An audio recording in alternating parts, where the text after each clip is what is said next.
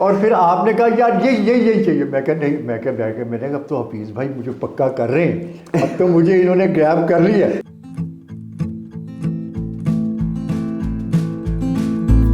अस्सलाम वालेकुम व्यूअर्स, मैं हूं आपका होस्ट हफीज़ ताहिर और प्रोग्राम है पॉडकास्ट विद हफीज़ ताहिर। निस्फ सदी का किस्सा है, 2-4 बरस की बात नहीं। और ये जो बात है इसको मैं अगर अपने हिसाब से मोल्ड करूं तो ये मिसरा यूँ हो जाता है कि 5 सदी का किस्सा है, 2-4 बरस की बात नहीं, बल्कि यूँ कहिए कि 32 साल हो गए। 1993 में एक ड्रामा शुरू हुआ था जिसका नाम था ऐनक वाला जिन। आखिर कोई बात उस ड्रामे में थी कि 32 साल के बाद भी लोगों को याद है और अभी भी उसके किरदार जो हैं वो लोगों के दिलों में बसते हैं। और ऐनक वाला जिन का जो मरकज़ी किरदार था यानी कि नस्तूर जिन, अगर मैं आज उस शख्स से आपकी मुलाकात कराऊं, असली जिन से, तो आपको कैसा लगेगा? So let's talk to him. हाँ, कैसे हो भाई? Wonderful, that's wonderful. अच्छा, आप के जो भी मेहमान आते हैं हफीज़ भाई, पहले मैं आपसे मुखातिब हूँ, फिर मैं अपने ऑडियंस से। और पहली तो बात ये कि it's honour for me and it was such a pleasant surprise जब आपकी कॉल आई। आई वाज सो हैप्पी और इतना खुशी हुई। अच्छा, आपने तो मेरा तारुफ कराया, थोड़ा सा मैं भी आपका तारुफ कराऊं कि जो भी मेहमान आता वो तो तारुफ नहीं कराता हूँ। Let me introduce you. क्या तो नाज़रीन, चले, मैं आज जिस शख्सियत के सामने बैठा हूँ, बड़े अच्छे शायर, दानिश्वर, अदीब, खुश इखलाक, खुश मिजाज और खुश शक्ल, यहाँ पे मजा आया होगा। रियली ये सारी बातें इनमें हैं और आज आपसे बहुत सी आपके सामने हम बातें आएंगी खुल के। और मैं हफीज़ भाई से आंख मार के एक बात करूँ, यार कुछ चीज़ों पे पर्दा रख लेना। तो मैं आपके प्लेटफॉर्म के हवाले से पहले तो जो मेरे नाज़रीन हाज़रीन सुन रहे हैं, I am very grateful and thankful to them जितना हमें उनसे प्यार मिला। और मैं हमेशा एक बात हफीज़ भाई कहता हूँ कि we are the most luckiest people कि we are still living in the heart और अवर फैंस। हाँ, अभी तक दे स्टिल रिमेंबर अस, हमें याद रखते हैं। तो इसमें मैं समझता हूँ मेरा अपना कोई ऐसी ख़ास बात नहीं है, पूरी टीम वर्क था। ख़ास तौर पे you are the captain of the ship, the way you sail this ship चलाया आपने। और फिर ये वो शिप था कि जिसमें सारे ही आर्टिस्ट सवार होते चले गए, सीनियर जूनियर्स, हमारे लेजेंड्स। तो ये हमारे लिए बड़े ऑनर की बात है। और हम कहीं वहीं पीछे से शुरू करें एक बात। ये बात मैं किसी को नहीं बताऊंगा कि तुम सेट पर लेट आते थे, और ये बिल्कुल नहीं बताऊंगा कि तुम सेट पे आके मेकअप करा के कार में बैठ के कहाँ जाते थे, कसम से नहीं बताऊंगा। ये ना थैंक यू। सिर्फ मैं ये बात करूंगा कि जिस दिन तुम मेरे पास आए थे तो तुम तो यार आए थे सिंगर बनने, तो फिर क्या हुआ था? अच्छा, ऐसा हुआ था कि मैंने आपके बहुत से गाने गाए प्रोग्राम्स में। लास्ट आपको याद है कोको करीना हमने रीमिक्स किया था, कितना वो हुआ था। दिस इज़ फैक्ट कि आई केम एज अ सिंगर। उन दिनों मेरा प्रोग्राम चल रहा था टीवी सीरियल ज़मीन, आपको याद होगा। और सच्ची बात है, मेरा इतना ध्यान उस तरफ नहीं था। मैं जब गाने का होता तो मैं सीधा आपके भागता दौड़ता आता था। तो जब मैं आपके पास आया तो आपने बताया शहजाद इस तरह एक मैं करने जा रहा हूँ प्रोग्राम, और कहीं पे अगर मैं भूला हूँ तो मुझे आप कर दो। तो मैंने कहा जी ठीक है। और उसमें पहले तो आपने मुझे ना सारी उसकी ऐसी चीज़ें कि उसमें you will be a Superman, उसमें तुम ये बनोगे, उसमें तुम वो बनोगे, और आपने बनाया भी। आपने फिर आपने एंड में की कि यार वो उसका टाइटल होगा ऐनक वाला जिन। तो मैं थोड़ा सा एक हुआ ना यार, अभी मैं इनका सिंगर हूँ, गाता हूँ, और मैं फिर अभी प्रोग्राम चल रहा है, तो मैं थोड़ा सा हेजिटेट मैंने किया। आप समझ गए, कहते यार नहीं हेजिटेट नहीं करना आपने, बहुत बड़ा करेक्टर। मैंने कहा, फिर मैंने नज़र आपकी तरफ पड़ी तो you are wearing that goggles. तो मैंने कहा हफीज़ भाई, तो यार ये जो आपने किया ये आप अपने पे तो नहीं कर रहे, why don't you do this character. तो एनीवे मैं बस इस बात को यहाँ ख़त्म करूँगा। I am the most luckiest person to कि मैंने ये करेक्टर किया। अगर मैं ना करता तो मैं बहुत अनलकी पर्सन होता। हाँ, अच्छा, जब नाजरीन ये शख्स मेरे पास आया तो मेरे प्रोग्राम मैनेजर, मेरे उस्ताद फरूक बशीर साहब ने इसको रेफ़र किया था कि ये एक नौजवान है, इसको गाने का शौक़ है, इससे गाना कराते हैं। तो जब मैंने इसको देखा तो मेरे सामने स्क्रिप्ट रखा हुआ था ऐनक वाला जिन का, तो मैंने इसको सर से पाँव तक और पाँव से सर तक क्यों टिल्ट करके देखा, तो मैंने कहा यार हफीज़ ताहिर ऐनक वाला जिन। इसलिए शहजाद कैसर कि मैं ये दुनिया पे साबित करना चाहता था कि जिन सिर्फ बदसूरत नहीं होते हैं। हमारे यहाँ जो जिन्नों का कॉन्सेप्ट है वो बदसूरत लोगों का है कि जैसे बिल्कुल सींग ऊपर निकले हुए यूं करके और बद शक्ल से और मोटा पेट निकला हुआ, जैसे कि तस्वुर जैसे बगदाद का चोर में कोई जिन था। हाज़रीन इस बात को देखिए, ये मेरे लिए कमेंट है कि खूबसूरत लोगों के लिए, उस पर तो खैर मैं था। है ना जी। तो मैंने कहा यार ये हैंडसम आदमी है, तो इसको अगर हम ऐनक वाला जिन ट्राई करें तो फिर क्या होगा। तो मैंने इस आदमी से कहा कि यार ज़रा जिन की तरह हंस के तो दिखाओ, हंसो कैसे हंसे और फिर आपने कहा यार यही चाहिए। मैं कहा नहीं, मैंने कहा अब तो हफीज़ भाई मुझे पक्का कर रहे हैं, अब तो मुझे इन्होंने ग्रैब कर लिया। अच्छा, और फिर हफीज़ भाई काफ़ी दफ़ा ऐसा होता था कि आप जब सामने से आ रहे होते कॉरिडोर से या उधर से, तो मुझे पता था अपने कैरेक्टर, तो मैं साइड पे हो जाता था। फिर मुझे असल में फिर मेरी वालदा ने मुझसे एक बात की थी जो मुझे अभी तक याद है। उनसे मैंने इंसल्ट किया, मैंने कहा अम्मी बात ये है कि हफीज़ भाई मेरे बड़े प्यारे मोहसिन हैं, दोस्त हैं, वो मुझे उन्होंने एक ऑफ़र किया है, बच्चों का प्रोग्राम है ऐनक वाला जिन। तो उन्होंने कहा बेटे फ़ौरन करना। वाह। और मैंने कहा वो कि उन्होंने कहा कि बेटे जो बच्चे मन के सच्ची बात करने वाले, अगर आपका प्रोग्राम बच्चों में पॉपुलर हो गया तो आप समझे आप अमर हो जाएंगे। This was her words. तो फिर माँ की बात, फिर थोड़ी देर में आपको कॉल आ गई, फिर हमने इस पे काम वाम शुरू कर दिया। अच्छा, चलें हम नाजरीन के लिए कुछ सवाल भी पूछता हूँ तुमसे मैं, मसलन ये कि क्या तुम्हारा ताल्लुक़ किसी फ़नकारों की फैमिली से है, ज़रा ये तो बताओ। थोड़ा सा पीछे जो असद बुखारी साहब मेरे हीरो थे, मेरे ताया आते थे। अच्छा। और असद बुखारी जो थे वो इस तरह था कि जब उन्होंने ये इस फील्ड में कदम रखा, क्योंकि हम सादात फैमिली से ताल्लुक़ रखते हैं, तो यकीन करें कि हमारे जो उनके जो वालिद साहब थे, हमारे दादा, बड़े परदादा, सब बड़े लोग बड़े नाराज़ हो गए। तो फिर उन्हें लाहौर आना पड़ा। तो भी जैसे एक आर्टिस्ट की स्ट्रगलिंग लाइफ होती है, लेकिन उनके अंदर एक आर्टिस्ट था, उसने बाहर आना था, तो वो आ गया। आप लोगों को पता है जिस तरह आया इस तरह। उसके बाद मेरे मामू जो हमारी वालदा के जो कज़न थे, जो बल्कि मैं ये कहूँ तो पायनियर, और जो पीटीवी को जिन्होंने हाथों से बनाया, असलम अज़हर। अच्छा। तो ये दो एक मेरे बड़े ताकतवर थे लोग थे मतलब लिंक वाइज, जिनको देख के मैं कह सका कि भाई उन्होंने किया मैंने भी करना। तो मैं इसमें बेशक आया एज ए सिंगर ही, लेकिन ये फिर इस तरफ आ गए। जो अल्लाह करता है बेहतर करता है, हमें अपना नहीं पता, अपने एक कदम का नहीं पता हमारे हक़ में क्या अच्छा है क्या बुरा है, लेकिन सिंगर अभी भी मेरे अंदर जीता है ना। वो मरती नहीं चीज़, वो इंसान के अंदर रहती। लेकिन एक बात की तुम दाद दोगे कि मैंने तुम्हारी सिंगिंग एबिलिटी को भी ऐनक वाले जिन में बहुत इस्तेमाल किया, और वो गाने अभी तक लोगों को याद हैं। और सबसे बड़ी बात है कि देखें, इसको कहते हैं कैमरा आई, कि जो एक इंसान के अंदर देखिए कैमरा भी इंसान ने बनाया, लेकिन हफीज़ भाई मैं हमेशा इस चीज़ की मैं कदर करता हूँ कि अल्लाह पाक ने जो आपको एक आँख दी, it is a camera eye जिसे कहते हैं। तो अब जब मैं आया, आपने फ़ौरन वो चीज़ मेरे में देखी कि नहीं यार इसको मैं बताऊँगा, क्योंकि इसमें बहुत से हमारे कैरेक्टर्स जो बदलने करने, तो मैं समझता हूँ दैट मोमेंट, वो पल मेरे लिए भी बड़ा लकी था। और फिर जिस तरह से रहा, तो आई एम वेरी ग्रेटफुल। अच्छा, वो जो गाना है ना जो तुमने पहले ही एपिसोड में गाया था, वो थोड़ा सा याद है तो ज़रा। Happy birthday to you. अभी बातें करते हैं, आगे आपको सुना तो जहन में आ जाएगा। अच्छा, ठीक है। 32 साल हो गए, हाँ, 32 ईयर्स।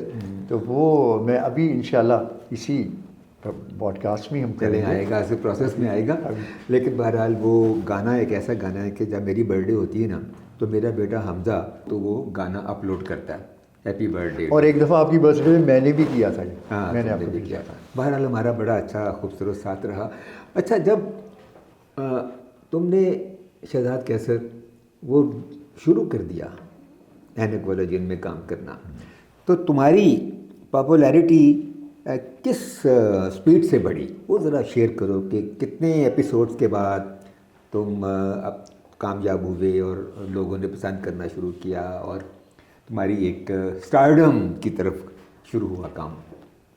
अच्छा हफीज़ भाई, ऐसा हुआ था कि ड्यूरिंग शूटिंग ही ऐसी करम नवाजी थी कि हर तरफ ऐनक वाला जिन शुरू हो गया था कि ऐनक वाला जिन प्रोग्राम बन रहा है, हफीज़ ताहिर इसके प्रोड्यूसर है, शहजाद कैसर इसमें कर रहा है। बिलीव मी, अभी ये ऑन एयर नहीं हुआ था, तो ये पॉपुलैरिटी की तरफ शुरू हो गया काम। हाँ। उसके बाद आप कितने एपिसोड्स की तो बात छोड़ ही दी, पहला एपिसोड मुझे याद है चला है, और दूसरे दिन एक शोर मच गया था, एक हंगामा हो गया था। जितने आपके जो मीडिया वाले हैं, लोग हैं, और इतना उन्होंने अप्रिशिएट किया, इतना अप्रिशिएट किया, यानी जहाँ पे मेरे मूव अबाउट से जहाँ मैं जाता था, मेरे दोस्त अहबाब, देवर प्रेजिंग मी लाइक एनीथिंग कि शहजाद यार यार तुम इस तरह उड़े हो यार।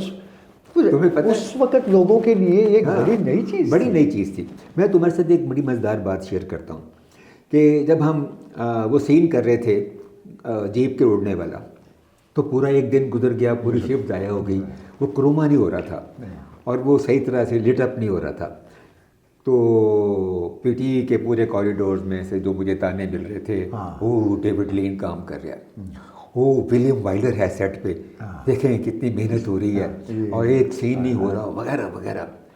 तो एक दिन मैं बड़ा परेशान बैठा था सेट पे, क्योंकि क्रोमे की ख़ास लाइट होती है, वो किसी से हो नहीं रही थी। और हफीज़ भाई उस वक्त आपके पास इतनी फैसिलिटीज़ नहीं थी, फैसिलिटीज़ नहीं थी। इतनी कम फैसिलिटी में आप लोगों ने इतना बड़ा काम कर दिखाया, जो वाकई ये एक बड़े है ना। तो जाहिर चौधरी तुम्हें याद है ना, जो हमारे कैमरा अंग्रेज़ कैमरामैन, जैसे हम काठा अंग्रेज़ कहते हैं मोहब्बत से, उसने यूँ करके अंदर झांका, उसकी ड्यूटी नहीं थी। कहने का man what is the problem, मैं कहा यार क्रोमा नहीं हो रहा, तक कम ऑन। वो अंदर आया, एक लाइट इधर से ठीक की, एक इधर से ठीक की, एक इधर से ठीक की, क्रोमा हो गया। और वो वजह ये थी कि जो लाइट सामने से पड़ी थी, पीछे शेड आ रहा था। हाँ। अच्छा एक और बात कि सर वो अब वो भी आके शुरू हो गए, और आपने जाके फिर उसके कान में बताया कि यार पीछे शेड आ रहा है कुछ इसका, उसने फौरन लाइट चेंज की और वो क्लियर। हाँ, आप देखें ज़रा, तो उसका मेरी ज़िंदगी में बड़ा, जाहिर चौधरी का भी बड़ा किरदार है। उसके बाद उसने मुस्तकिल काम किया, फिर हर कैमरामैन ने हमारे साथ काम किया, कोई एक भी नहीं बचा जिसने मेरे सेट पे काम ना किया हो। It was a 3 year spell. अच्छा, जो तुम्हारे साथ लोग काम करते थे, उनमें से सबसे ज़्यादा मज़ा तुम्हें किसके साथ काम कर किया है? वो था उमरू यार, निसार भट्ट साहब, क्या बात है। अच्छा, उनके साथ ऐसी केमिस्ट्री मेरी बनी बड़ी। फिर भाई आप मानेंगे, आप बात भाई कहते हैं कि यार स्क्रिप्ट में अदर छाड़ दो, लीव द स्क्रिप्ट, याद है आपको? वो एक चुड़ैलों वाला सीन था, और किस तरह हमारा फर्स्ट मतलब तेज़ होता था, यानी अच्छा प्लेयर सामने हो तो ऑटोमेटिकली आपकी गेम अच्छी हो जाती है। तो सबसे ज़्यादा मज़ा तो सबके साथ आया, सब प्यार करते थे, हमारा तो एक माहौल फैमिली वाला बन गया था ना। Every one was doing his giving his best, ऐसी एनर्जी होती ना आपस में। लेकिन उमरू यार के साथ जो मेरी केमिस्ट्री बनी थी, जो वो नसूर और जकूटा तो थे ही, वो तो थे कि एक चीज़ थी, लेकिन उसके साथ जो बना था वो कमाल।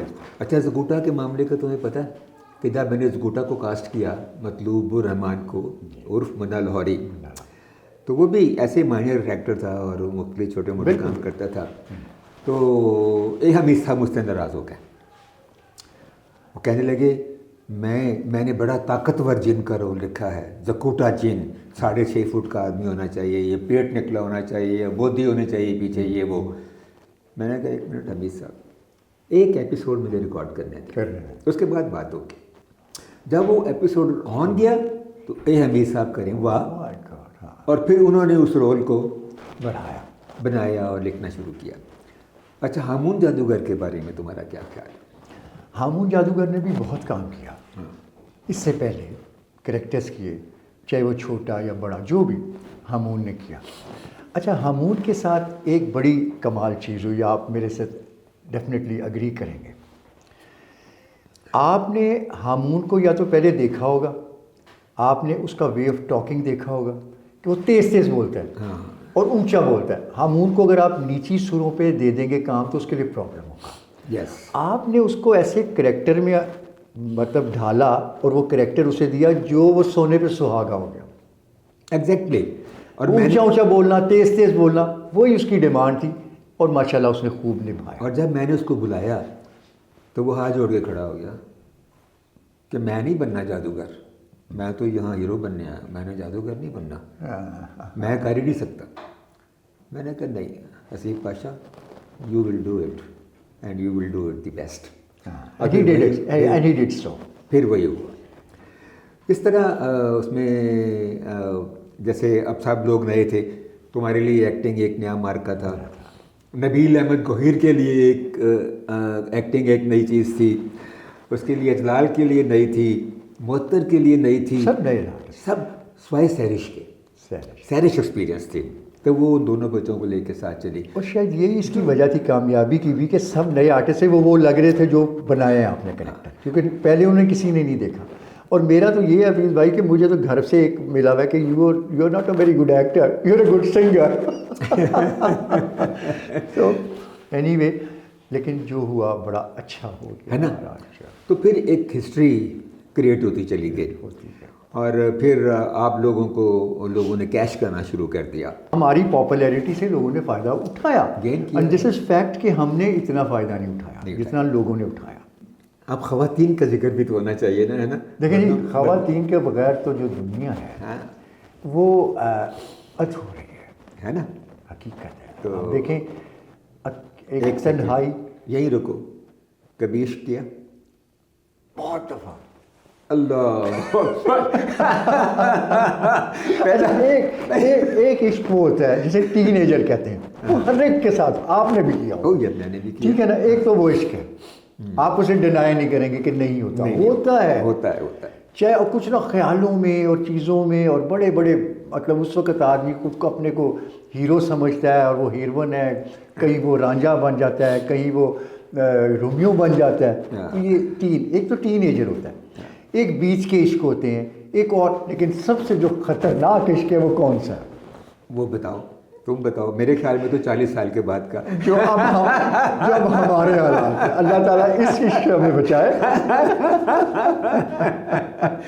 लेकिन एक बात है कि जो पहला इश्क होता है ना, उसकी खुशबू सारी ज़िंदगी इंसान के साथ रहती है। बाकी सब किस्से कहानियाँ हैं, बाकी उसी लड़की के परताव होते हैं, उसी खातून के या उसी मर्द के अक्स होते हैं जो हम दूसरे लोगों में देखते रहते हैं और सारी उम्र देखते रहते हैं। देखिए, ये तो एक बड़ी आपने पते की अंदर की बात की है ना, शायराना बात की है। अब हम जैसे जो लोग हैं वो कहते हैं यार पहले मैं कौन सा लगाता था, खुशबू लगाता था, यार पहले मैं लगाता था कौरम, उसके बाद फिर कौन सा लगाता था, यार फिर एरमस 900 आ गया, यार उसके बाद अच्छा उसके बाद यार फलाना आ गया, अब यार अब मैं टेरेडी हर्म्स लगाता हूँ। तो कुछ लोग अब मैंने अपनी चीज़ को कवर अप किया है ना, क्योंकि माशाल्लाह मुझे भी अल्लाह पाक ने 2 बीवियों से नवाजा है। हाँ, और मेरी हिम्मत देख लें कि आई एम स्टिल, मतलब इसमें हम दोनों एट पार हैं। मुझे भी 2 बीवियों से नवाजा और दोनों से मुझे मोहब्बत रही, ये नहीं कि किसी एक से कम या एक से ज़्यादा। तो ये बताओ कि इतनी सारी परियां थी हमारे ऐनक वाला जिन में, आप आ रहे हैं उस तरफ, आइए। नाज़रीन, ये गुफ्तगू जारी है और अभी परियों का जिक्र होना है और बड़ी खूबसूरत बातें शहजाद कैसरी के साथ होनी है। तो जुड़िए रहिए मेरे चैनल के साथ। और जो परियों वाली बात है, हम इसके एपिसोड 2 में आपको बताएंगे कि हमारी शहजाद कैसर से परियों के बारे में क्या बात हुई। उस वक्त तक इंतज़ार कीजिए। और अगर आपको ये एपिसोड अच्छा लगा हो तो इसको सब्सक्राइब कीजिए, लाइक कीजिए, शेयर कीजिए और जो वो बेल आइकॉन होता है, उसको मोहब्बत से टच कीजिए ताकि आपको नोटिफिकेशन मिलते रहें। तो मिलते हैं नेक्स्ट एपिसोड में ऐनक वाला जिन के साथ।